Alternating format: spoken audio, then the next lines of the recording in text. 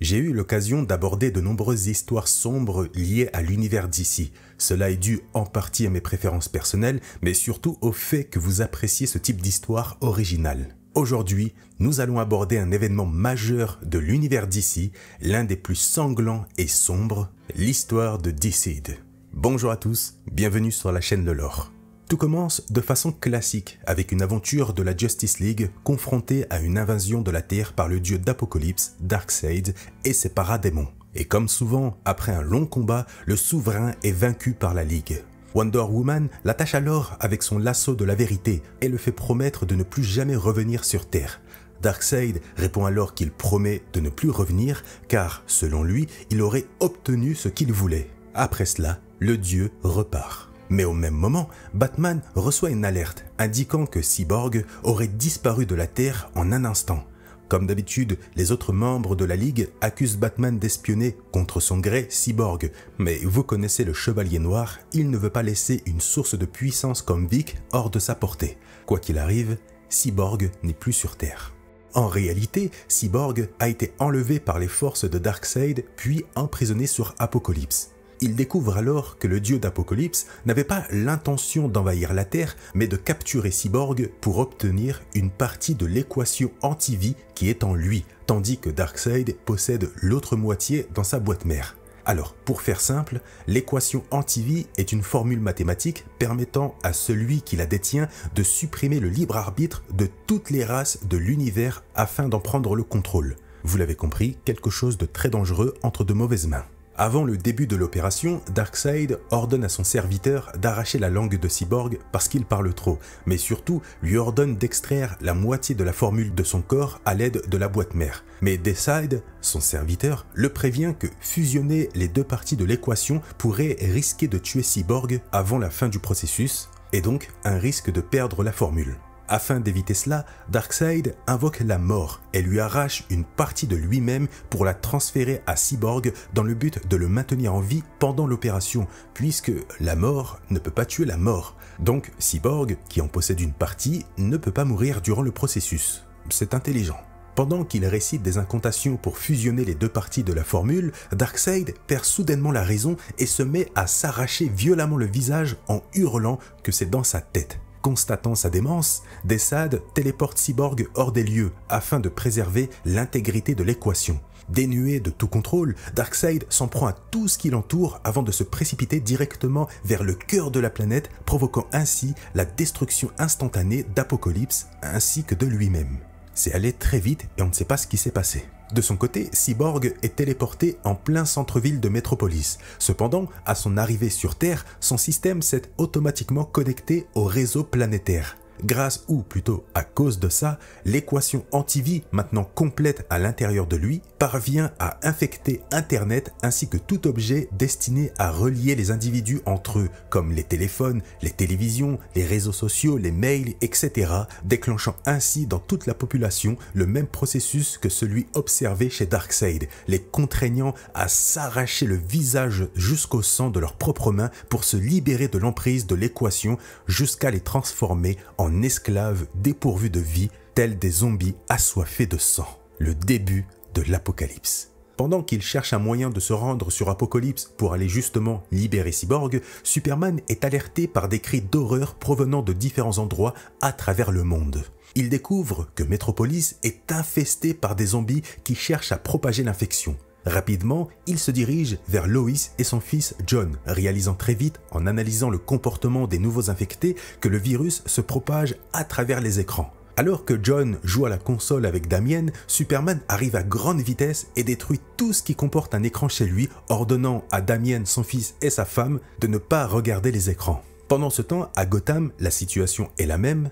Bruce analyse le tout depuis la Batcave et simule la propagation du virus sur son Bat-ordinateur, constatant qu'en quelques jours seulement, 600 millions de personnes pourraient être touchées, puis plusieurs milliards via Internet. En apprenant cette nouvelle, il décide très vite de couper toute connexion Internet au manoir et informe Dick et Tim de la situation. Malheureusement, en parcourant les couloirs de la maison, il entend les cris d'Alfred dans les cuisines et découvre Dick infecté par le virus qui l'attaque à vue. Bruce réussit à se défendre mais ne souhaite pas lui faire du mal. Sauf que depuis les ombres, Tim, lui-même infecté, saute et réussit à mordre Bruce au niveau de l'avant-bras, ce qui laisse l'occasion à Dick de le mordre directement au cou. Là, c'est très mauvais. Superman et Lois, quant à eux, prennent la décision de se rendre sur le toit du Daily Planet, qu'ils estiment être un endroit sûr. Par la suite, Clark se lance à la recherche des différents membres de la Ligue. À travers le pays, le virus se propage et infecte divers personnages, qu'ils soient héros, vilains ou même anti-héros. Personne ne peut y échapper s'il ne fait pas attention. Aquaman se retrouve notamment attaqué par des infectés au beau milieu de l'océan. Imaginez juste le roi des mers infecté. Un carnage assuré. En dehors de la ville, Hal Jordan, accompagné de ses amis Green Arrow et Black Canary lors d'un camping, est également touché par le virus qui se propage, rappelons-le, également par le biais des réseaux sociaux. Malheureusement, Hal Jordan commet l'erreur de prendre son téléphone, ce qui entraîne rapidement sa transformation en infecté assoiffé de sang. La situation est d'autant plus dangereuse du fait que nous avons désormais un zombie Green Lantern capable de créer ce qu'il souhaite avec son anneau, ce qui est très préoccupant. Le zombie lanterne attaque alors rapidement le couple qui tente de se défendre, mais Holly et Dinah refusent de nuire à leur ami. Et alors que la lanterne s'apprête à déchiqueter Oliver, Dinah utilise à contre-cœur son puissant cri directement sur Hal pour sauver son mari, ce qui le tue malheureusement. L'anneau des lanternes indique alors que Hal est bien décédé et part à la recherche d'un nouveau porteur. Mais il ne part pas bien loin car il repère rapidement que Dinah possède un cœur pur et sait maîtriser ses peurs. Elle est donc choisie pour devenir la nouvelle Green Lantern. Cependant, compte tenu de la situation, elle refuse cette responsabilité. C'est alors que Superman arrive au même moment et lui dit qu'elle doit accepter car le pire est en train de se produire. Les héros atteignent rapidement le sommet du planète en compagnie de Lois, John et Damien, qui attend toujours des nouvelles de son père Batman. Superman tente de le rassurer en affirmant que s'il existait bien un homme capable de s'en sortir dans une situation pareille, ce serait bien Batman. Et comme prévu, le Chevalier Noir parvient à entrer en contact avec son fils, mais est surtout parvenu à percer complètement le secret du virus. En réalité, les infectés ne sont pas des zombies, car ils ne se nourrissent pas pour se nourrir justement comme des zombies classiques. Ils cherchent simplement à propager rapidement le virus. Ce sont des voleurs de vie. De plus, Batman a découvert que c'est l'équation d'antivie qui est à l'origine de tout cela. Malheureusement, il annonce qu'il a lui aussi été infecté, surprenant tout le monde, car comme Superman l'avait dit, s'il y avait bien un homme capable de tout réparer, c'était bien Batman. Et Clark et les autres comptaient justement sur lui. Malgré son infection, grâce à son intelligence, il est parvenu à ralentir son métabolisme et donc le virus dans son corps en utilisant une armure de Mr. Freeze qu'il conservait dans la Batcave. Mais cette solution n'est cependant que temporaire. Malgré la tristesse de la situation, Batman prend le temps d'expliquer que le virus peut se propager de deux manières, par le sang et par l'imagerie numérique grâce à Internet, incluant donc tout ce qui comporte un écran connecté. Il leur indique que pour sauver le monde, ils devront éliminer les infectés du pays et ensuite détruire complètement Internet. Avant que le temps ne s'épuise pour lui, Bruce utilise ses dernières secondes pour dire adieu à son fils en lui indiquant qu'il lui a laissé un présent que Alfred lui remettra. Malheureusement, avant de terminer sa phrase, le virus prend le dessus sur le Chevalier Noir. Ainsi, un Batman infecté se prépare à attaquer Alfred qui se tient derrière lui, armé d'un fusil. L'infecté se jette rapidement sur le majordome qui tient en joue, on peut le dire, son fils et lui fait ses adieux avant de le tuer. Cette histoire ne prend aucun gant, tout le monde peut y passer. Après avoir rassemblé les corps de Bruce, Dick et Tim, Alfred s'envole à bord du Batwing en direction du toit du planète. Heureusement, de ce côté, John est là pour Damien et le réconforte à sa manière. Pendant ce temps, Superman, face à la situation, décide de se rendre à Smallville pour sauver ses parents. Du côté de l'Atlantide, nous retrouvons la Reine Mera avec son peuple. C'est alors qu'Aquaman, qui a fini par être infecté, attaque avec violence à l'aide des plus gros prédateurs aquatiques sous ses ordres, sa propre maison ainsi que tous les Atlantes présents, afin d'en contaminer le plus grand nombre. C'est un véritable carnage. Mera se retrouve rapidement seul face à tous les infectés, mais parvient à s'échapper grâce à ses facultés et sa puissance. De son côté, en chemin, Superman repère d'autres héros et leur donne rendez-vous sur le toit du Daily Planet avec les autres. Une fois chez lui à Smallville, il retrouve heureusement sa mère saine et sauve, mais cette dernière prévient son fils que son père a malheureusement été infecté et qu'elle l'a enfermé dans la grange. La tristesse envahit Clark, qui se dirige lourdement vers la grange et libère le monstre qu'est devenu son père. Incapable de le tuer comme prévu pour stopper le virus, Clark décide de le prendre, puis de le ramener doucement dans la cave de la grange, l'enfermant pour qu'il ne puisse jamais s'échapper, puis s'envole à contre-cœur avec sa mère en direction de Metropolis. Une fois de retour parmi les autres, Lois informe qu'elle a réussi à établir une connexion en utilisant l'ancienne antenne de communication du planète, donc sans Internet. Elle annonce ensuite aux survivants potentiellement à l'écoute de la radio qu'ils doivent se rassembler sur le toit du planète pour lutter ensemble contre le virus. Le message est diffusé à travers le monde et atteint même l'île de Themyscira où Wonder Woman est informée du désastre en cours et se dirige donc rapidement vers Metropolis pour rejoindre ses amis. Pendant ce temps, Superman et Green Lantern font tout leur possible pour localiser deux éléments extrêmement importants dans ce chaos, à savoir Wally West et Barry Allen, les deux Flash. Ils parviennent finalement à les retrouver, retranchés quelque part.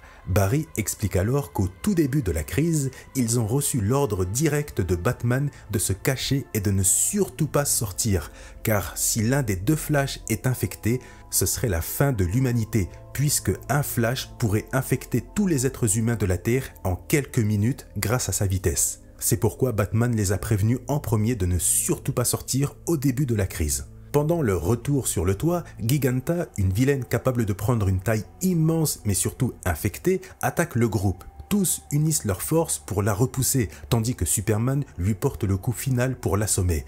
C'est à ce moment-là que Wonder Woman arrive pour en finir, mais Clark l'en empêche, faisant remarquer que Batman avait prévenu qu'ils n'étaient pas des zombies mais des infectés, ce qui veut dire qu'ils pourraient éventuellement être guéris. Cependant, Cyborg arrive lui aussi finalement et met fin à la discussion en explosant le crâne de Giganta, affirmant que c'est impossible. Une fois infecté, c'est irréversible. Alfred apparaît également à ce moment-là et rejoint Damien, lui remettant le costume de Batman que son père avait prévu pour lui permettant ainsi de reprendre le flambeau du Chevalier Noir. Là, tout le monde se retrouve enfin. À plusieurs kilomètres d'eux, à Washington, la situation est également très préoccupante en ce qui concerne l'infection. Amanda Waller a alors pris la décision de capturer un infecté, puis d'ordonner à Ray Palmer, également connu sous le nom d'Atom, de pénétrer dans le corps de l'infecté afin d'étudier de près le virus et d'en trouver les failles. Ne recevant aucune réponse de sa part, Waller met en place un protocole d'urgence en faisant appel à Captain Atom, un puissant héros du gouvernement doté de pouvoirs quantiques. Waller lui donne l'ordre de détruire les zones les plus touchées par le virus, malgré la présence de nombreux civils. Afin d'empêcher la propagation du virus, Captain Atom exécute les ordres et entame la destruction des villes aux alentours. Cependant, il remarque rapidement des anomalies en lui, réalisant alors que Atom, qui a en réalité été infecté en pénétrant dans le corps de l'infecté précédent, n'oubliez pas que l'une des manières d'être infecté, c'est aussi par le sang, a réussi à s'introduire dans le corps de Captain Atom pour le déchiqueter de l'intérieur et le contaminer à son tour. Là, ça pue sévèrement parce que c'est littéralement une bombe nucléaire qui a été infectée. À Metropolis, Hawkgirl avertit Superman et les autres du fait que Captain Atom a perdu la raison en raison de l'infection et qu'il est sur le point d'exploser, ce qui aurait des conséquences désastreuses pour les villes environnant Washington. Superman et Wonder Woman se précipitent alors à toute vitesse vers la capitale puis emmènent le Capitaine le plus loin possible de la Terre. Malheureusement, celui-ci explose avant d'être évacué, dévastant rapidement Washington. L'explosion est si puissante qu'elle touche également d'autres villes aux alentours jusqu'à atteindre Metropolis qui est à son tour entièrement effacée de la carte, entraînant la perte de tous les survivants sur place. Superman et Wonder Woman se tiennent au-dessus du vide laissé par la ville. Heureusement, le toit du planète a été protégé par Green Lantern, laissant ainsi en vie toutes les personnes dessus malgré la disparition totale de la ville autour. Dans les jours qui suivent, les héros vont finalement se mobiliser et exécuter le plan prévu par Batman, c'est-à-dire éliminer totalement Internet de la Terre en détruisant chaque serveur dans le monde entier, ainsi que les satellites mettant un terme à l'infection par voie technologique. Après cela, Wonder Woman, Superman et Mera, qui les a rejoints entre-temps, élèvent des sols sous-marins tout autour de Themyscira dans le but d'agrandir l'île et d'accueillir tous les réfugiés du monde. Mais voyant que cela ne suffit pas, Damian, qui a pris le rôle de Batman, Green Arrow et Green Lantern, se dirige à Gotham, qui a été complètement englouti par une immense jungle qui s'avère être en réalité un sanctuaire impénétrable créé et dirigé par Poison Ivy avec à ses côtés Harley Quinn. Naturellement, Damian sollicite auprès d'Ivy l'autorisation d'accueillir des réfugiés dans son sanctuaire, préservé des infectés. Une requête à laquelle Ivy finit par consentir un peu à contre-cœur sous l'influence d'Harley. Dans le but de rassembler toutes les personnes aptes à apporter leur aide, Superman a métamorphosé sa forteresse de solitude en nouveau hall des héros, dédié à l'effort de guerre contre le virus. Nombre de personnages, aussi bien des héros que des vilains, y sont présents, parmi lesquels notamment Lex Luthor qui propose un plan. Selon lui, pour que la race humaine subsiste, elle doit quitter la Terre. Superman rejette vigoureusement cette idée malgré l'avis populaire pour le plan de Lex. Le fait de perdre une nouvelle fois sa planète plonge l'homme d'acier dans l'impuissance et la tristesse. Pour rappel, il a perdu Krypton et il s'apprête à perdre la Terre. Néanmoins, malgré tout, c'est la meilleure option. Après avoir consacré plusieurs semaines à rassembler tous les survivants de la Terre, les héros entreprennent la construction de divers vaisseaux baptisés Arches, dans le but de transporter tous les humains à bord et de quitter la Terre afin de trouver un nouveau foyer pour l'humanité. Alors que les travaux de construction des Arches progressent à un bon rythme, tous les individus présents dans la forteresse sont soudainement assaillis par une stridente résonance dans leur tête. Et soudain, ils sont pris par surprise par l'attaque du limier martien infecté qui tranche Lex Luthor en deux à pleine vitesse, puis, grâce à sa vélocité et son invisibilité, parvient à prendre de court Barry et à le blesser au dos.